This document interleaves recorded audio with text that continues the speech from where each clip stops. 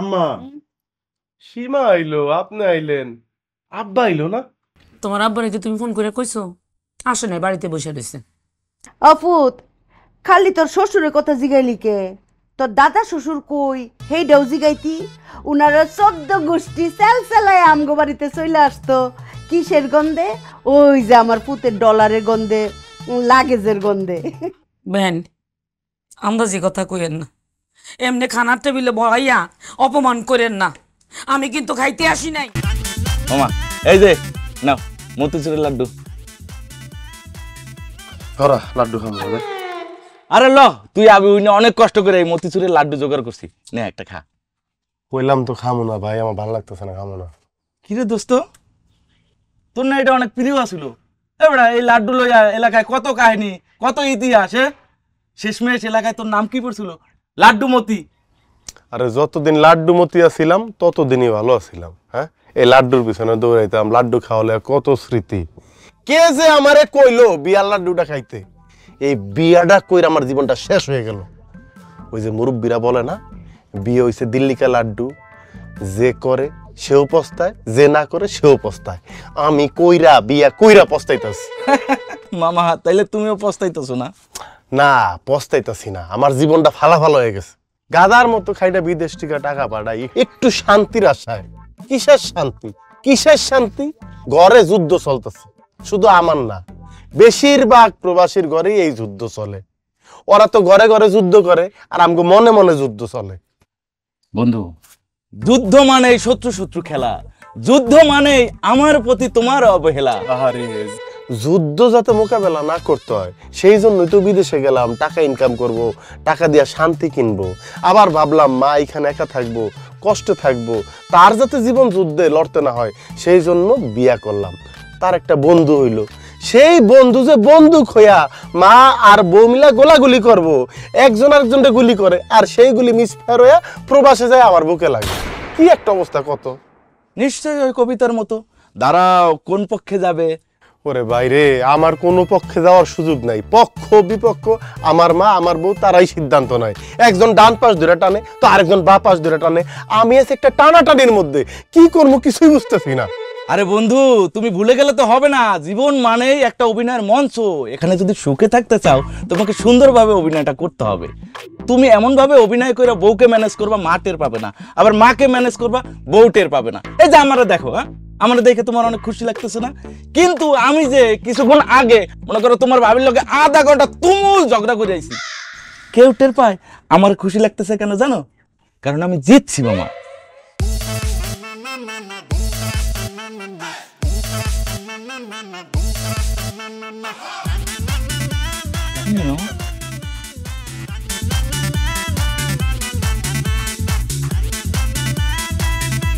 বাবাজি, এই নেন আপনার তাবিজ। হুজুর, তাবিজ কাম করবো তো? মানে আমার মা আমার বোর বালিশের কভারের মধ্যে যদি এই তাবিজ দুইটা রাখি তাহলে তারা তো মিলা যাইবো, একসাথে খাইবো, ঘুমাইবো, গল্প করব। হ্যাঁ, মানে এক ঘরের নিচে সুখে শান্তিতে তারা বসবাস করবো, ঠিক না হুজুর?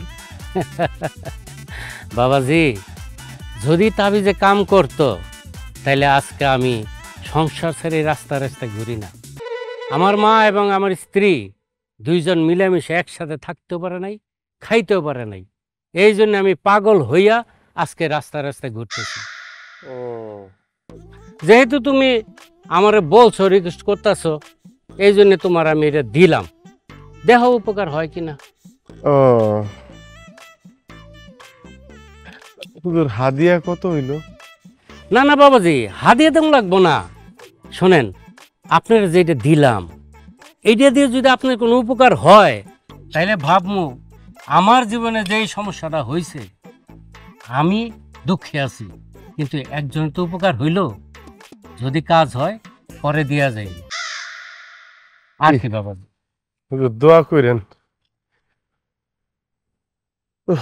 আল্লাহ ভরসা।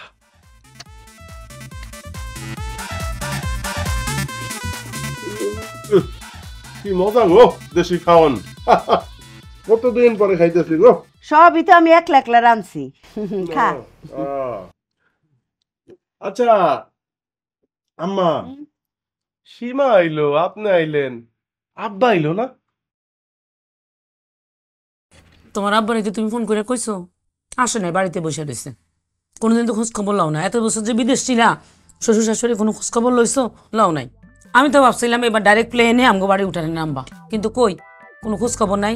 উল্টা আমি বেলাজা হইয়া তোমার দেখতে আইলাম। আর কত কত আশা আছিল জামাই আমার বাড়িতে আইব। আমি ঘরের টিন লাগাইছি, জানালা লাগাইছি, দরজা লাগাইছি, বাথরুমে টাইলস দিছি, ইংলিশ কমোডও লাগাইছি। আহারে কত কি করছেন। ও বিয়াইন, আপনার বাড়িতে তাহলে দরজা জানালা টিন কিছুই আসিল না? আহারে, আপনি আগে কইবেন না? আমার পুতে যে আপনার মাইয়ার কাছে খালি ডলারটি পাঠাইতো, ওই ডলার দিয়ে আপনি জানালা দরজা টিন লাগাই ফেলাইতেন।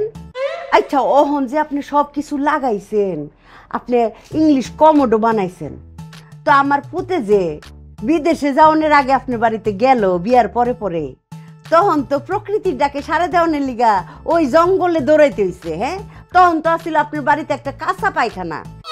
অহন বুঝছি। অপুত, খালি তোর শ্বশুরের কথা জিগাইলি কে? তোর দাদা শ্বশুর কই হেইডাও জিগাইতি। উনারা 14 গোষ্ঠী সেলসেলায় আমগো বাড়িতে চলে আসতো। কিসের গন্ধে? ওই যে আমার পুতের ডলারের গন্ধে, লাগেজের গন্ধে। বেন, আন্দাজি কথা কইেন না। এমনি খানার টেবিলে বড়াইয়া অপমান করেন না। আমি কিন্তু খাইতে আসি নাই। আর আপনি মায়ের মমতা কি বুঝবেন? জামাই যে বিদেশ ছিল, কত রাঁধছি, না 5 ওয়াক্ত নামাজ করে দোয়া করছি, নামাজ পড়তে পড়তে শেষদের মধ্যে কপালে। আজকে আপনার বাড়িতে খাইতে আইয়া এই খোটার সঙ্গে হইলাম, এমনি খোসা দিয়ে কথা বললেন, মান সম্মান কইলাম। মা ওই মা, আমরা এখানে লোভ করতে আসি নাই। আমরা আসছি দুলা ভাই এতদিন পর বিদেশ থেকে আসছে দুলা ভাইরা দেখার জন্য। ওরে আমার ময়না পাখি, টিয়া পাখি, তুমি কিসের লোভে আসছো সেটা আমি জানি। তুমি আসছো আইফোনের লোভে। আপনার খোসাই অভ্যাসটার গেল না না আম্মা? হ্যাঁ, আর তুমি তুমি বৈশা বৈশা চুপ করে সব শুনতেছো, আমি খালি খুব দেখতাছি। তোমার মা এতক্ষণ বৈশা বৈশা আমার 14 গোষ্ঠী উদ্ধার করে দিল, তুমি আমার সিট করতেছো কেন? তোমার মা যে এতক্ষণ কইলো, তখন তো সিটটা করো নাই। আমার কিল্লিকে আমি হিস করবো, অনেক হিস করছি, আর পারবো না, অনেক হয়েছে, এখন খাও। বউ, এত কথা যে কইতাছো, এই যে আমার পুতে বিদেশ পইরা রইছে, তুমি হারাটা বছর পইরা রইছো বাপের বাড়িতে, এই যে আমি একলা একলা এই বাড়িতে, কোনোদিন কইছো আম্মা আয়েন আমার সাথে 2টা রাত থেকে যান? বিয়াইন, আপনি কোনো সময় কইছেন যে বিয়াইন একলা একলা পইরা রইছেন, কি খান না খান, আয়েন আপনার জন্য কয়টা খিচুড়ি রাইন্দা খাওয়াই, মুরগি খাওয়াই, কইছেন আপনি কোনোদিন? মানে আমার বাপের বাড়ির মানুষের মনে হয় আপনি খুব দাওয়াত দিয়ে খাওয়াইছেন, যে আমার বাপের বাড়ির মানুষ আপনার 2 বেলা নিয়ে খাওয়াইবো, 1 বেলা নিয়ে খাওয়াইবো। আপনি যে আমারে কোন আমি বাপের বাড়ি পইরা থাকি কিল্লিকা? আপনার লগে মানুষ তো মানুষ, এই গাছে নিয়ে থাকতে পারবো? হে, আপনি যে অত্যাচার করেন। এই তুমি কথা শুনো না তো, জান খাও, তোমার মা এমন বেশি কথা কয়, খোসাই না দেওয়ার অভ্যাস। খাও খাও। হ্যাঁ ওইছে, তুই খা, তুই খা। ওইছে, আমার খাওয়া হইছে, আমার একটা পেট বইরা গেছে, মন বইরা গেছে, তোমরা খাও বাকিটা। খুশি হয়েছেন না? ভালো লাগতেছে।